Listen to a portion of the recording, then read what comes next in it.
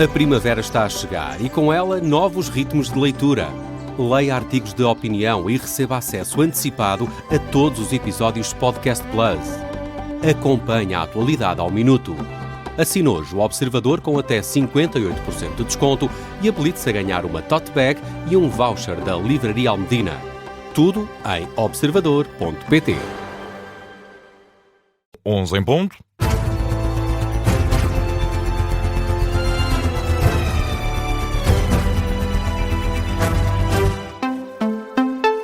O Jornal das 11 da Rádio Observador chega com a edição do João Lourenço e começamos, João, com a Operação Marquês.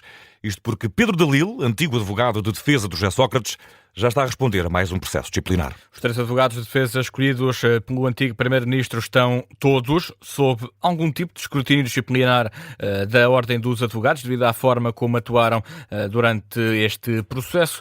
Pedro Dalil, principal representante de Sócrates, já foi alvo de 7 processos disciplinares, sancionado em 3 e agora já está a ser investigado em mais um. Todos estes processos foram investigados pelo Conselho de Deontologia de Faro, da Ordem dos Advogados. Sobre os processos de Pedro Dalil, o advogado já foi punido com multas e censura em 3 dos casos.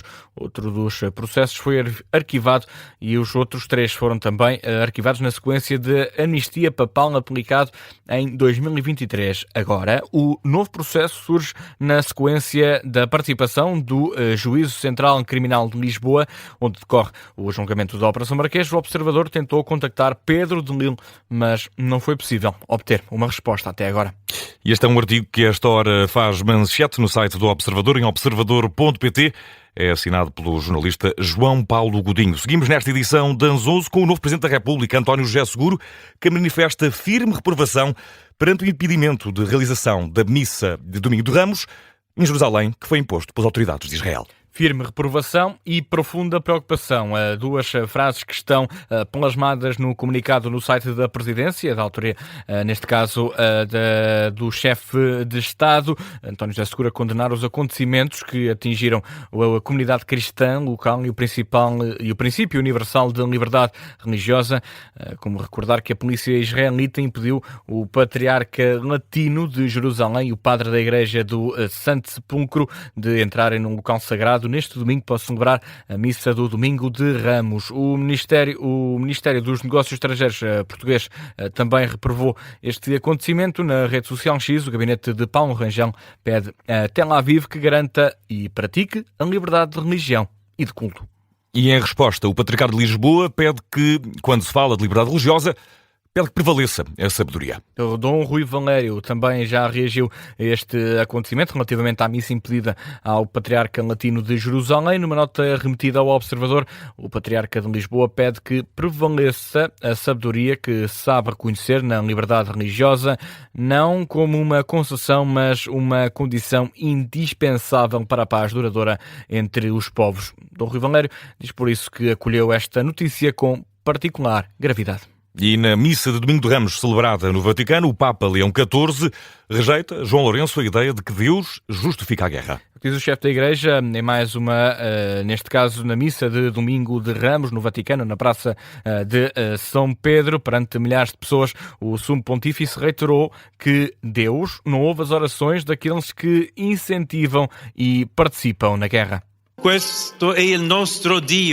Este é o nosso Deus, Jesus, Rei da Paz. Um Deus que rejeita a guerra, que ninguém pode usar para justificar a guerra, que não escuta, mas rejeita a oração de quem faz a guerra. No último grito de Jesus, dirigido ao Pai, ouvimos o choro de quem se encontra abatido e, sobretudo, ouvimos o gemido de dor de todos aqueles que são oprimidos pela violência e pela guerra.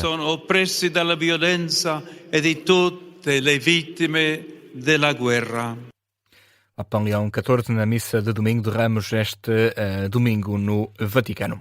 E também a marcar esta noite de domingo Israel, que diz ter atingido várias infraestruturas em Teherão. Através das redes sociais, as IDF, Forças de Defesa de Tel Aviv, indicaram ter usado 150 caças em ataques a várias infraestruturas de Teherão. Os locais atingidos variam entre, por exemplo, um local para desenvolver componentes importantes para mísseis balísticos, também uma infraestrutura de indústria militar para investigar e desenvolver sistemas de mísseis e também instalações de produção de armamento.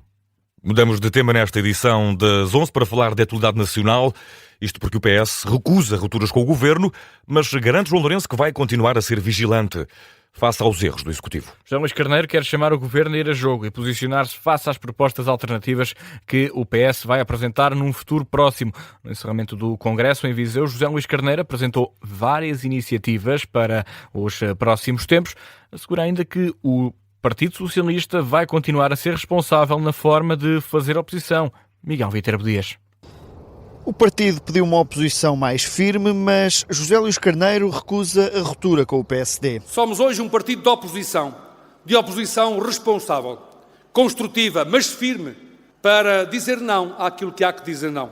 Não procuramos instabilidade política, mas não ficaremos em silêncio perante os erros do Governo. Ainda assim, vinca que disponibilidade para consensos não significa que os dois partidos sejam iguais. Há muitas diferenças entre o Governo que temos e a alternativa que somos e que queremos continuar a ser. Por isso, aproveita o encerramento do Congresso para lançar várias propostas. José Luís Carneiro quer a economia a crescer mais de 3% ao ano, incentivos fiscais para empresas, correspondente ao aumento dos salários, formação qualificada para os jovens e habitação com isenção de mais-valias para venda de casas destinadas à residência permanente. O líder do PS quer ainda acabar com a pobreza infantil até 2035 e reabilitar 80% das habitações com mau isolamento térmico. Já na saúde, o foco são os cuidados primários e um novo sistema de gestão de emergência médica. Carneiro ouviu ainda aplausos dos autarcas ao pedir uma nova lei das finanças locais e quer ainda um simplex virado para a utilização da inteligência artificial.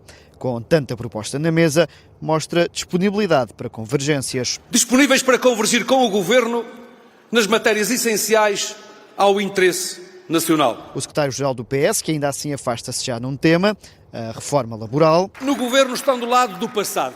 No PS estamos do lado do futuro. Que fique claro, tal como foi até agora apresentada de proposta laboral, naturalmente que merecerá a rejeição. E depois de um fim de semana a falar da indicação de juízes para o Tribunal Constitucional, na despedida apenas breves referências à aproximação do Governo ao Chega. Enquanto o Governo capitula perante aqueles que querem dividir, nós trabalhamos para unir.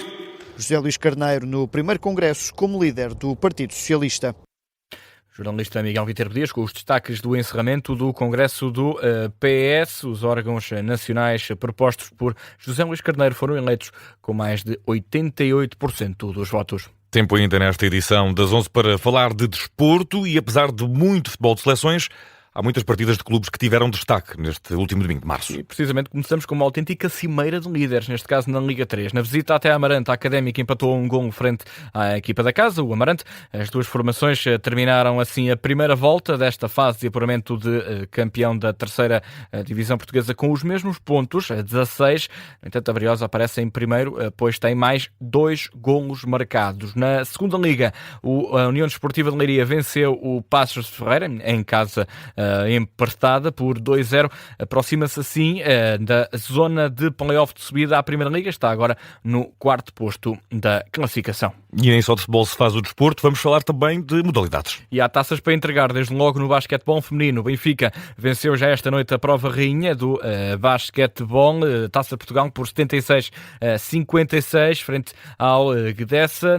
Para além de modalidades de pavilhão, Vicente, há motores. E este fim de semana houve grande prémio de Superbikes no Autódromo Internacional do Algarve. Claro destaque para Miguel Oliveira, o piloto da Almada. Esteve em terceiro lugar nas 3 corridas ao longo deste fim de semana. Escutado pela Sport TV neste Autódromo Internacional do Algarve, Miguel Oliveira disse aliviado, mas ainda assim mostrou grandes dificuldades ao longo deste fim de semana. Copo meio cheio, 3 terceiros lugares é positivo, mas hoje fiquei com a sensação de que o pódio me estava a escapar um bocadinho das mãos a certa altura. Tive muita dificuldade, usei demasiado hoje o pneu dianteiro e já a 8 voltas do final já estava completamente em dificuldades. Tentei apenas ser limpo nas trajetórias para simplesmente tentar entrar num ritmo outra vez. e conseguir-me defender do Alex, mas sim, fim de semana positivo. Miguel Oliveira, que está na época de estreia neste Mundial de Superbike, teve então mais esse encontro com os adeptos portugueses, mais uma vez no Autódromo Internacional do Algarve. 11h10 e João Lourenço, vamos nesta edição das 11 atualizar também a informação de âmbito local. Na Amadora, um homem foi encontrado morto este domingo junto a um armazém. A notícia foi avançada pela CNN Portugal e confirmada pelo Observador, junto de fonte oficial da PSP. Os bombeiros voluntários da Amadora chegaram ao local e encontraram um homem em condição de sem-abrigo, com cerca de 40 anos, sentado numa cadeira e sem sinais de vida. As autoridades garantem ao Observador que não há indício de crime. No entanto, existe ainda uma causa de morte confirmada. Amanhã, na zona da cidade do Porto, vai receber um grupo parlamentar do PS que tem estado a percorrer o país para acompanhar a execução dos investimentos abrangidos pelo PRR. Os deputados vão passar pelo Centro de Saúde de Irmesinde, pela Escola Básica de Grela e Valdolessa e pela Unidade de Saúde Familiar de Santo Tirso. Esta está marcada para amanhã às 8, um buzinão e marcha lenta na Ponte 25 de Abril. A manifestação é promovida pela Associação de Utentes desta ponte, que se posiciona contra o preço dos combustíveis e também o mau serviço da Fertagos. Em Aveiro há um concerto marcado para amanhã às 9 da noite. O espetáculo vai ser protagonizado pela Banda Sinfónica da Escola Artística do Conservatório de Música Carlos Gulbenkian.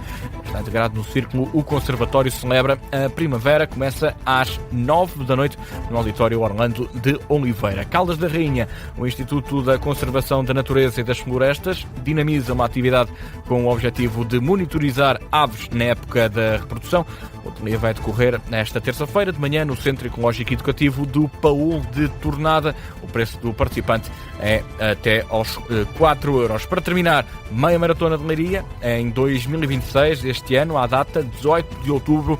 É um dos principais eventos da cidade do Lis. Os participantes podem optar por 3 variantes. Corrida de 10 km, uma caminhada mais leve, 5 km, e para os mais jovens há essa corrida infantil de 500 metros. Eu não sei se me aplico para me candidatar aos mais jovens, mas eu mais 500 metros também acho difícil. Eu acho que por agora chegava pelo menos a caminhada de 5 km. Dá-me uma semana que acho que ainda vou aos 10. João Lourenço, que tem ainda um caminho de notícias para percorrer nesta noite de domingo, vai ser com ele a informação até à meia-noite. Está de regresso já daqui a pouco, às 11h30. Eu já não vou estar por aqui, mas vou ouvir para casa. Um abraço, João. Abraço.